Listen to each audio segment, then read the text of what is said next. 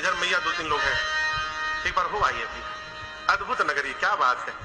नेपाल में पड़ेगा जनकपुरी, कुछ भाग बिहार में पड़ता है, बाकी कुछ नेपाल में। अद्भुत स्थान है मिथिला। मिथिला जैसा स्वागत धरती में कहीं नहीं हो सकता, पूरी धरती में।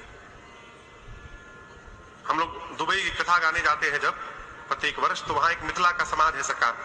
तो सीताराम विवाह के दिन वही लोग यजमान रहते हैं, और विवाह के अगले दिन फिर हम लोग पूरी मंडली उन लोग के घर भोजन करने जाते हैं।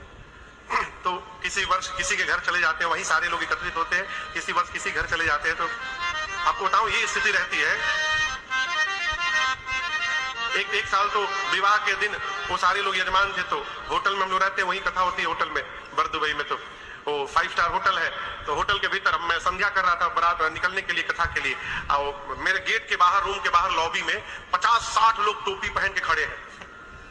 वो मिथिला का जो पाग होता है। अब वो सिक्योरिटी वाले ने देखा इतनी भीड़ क्यों हो गई, कोई बवाल हो गया क्या।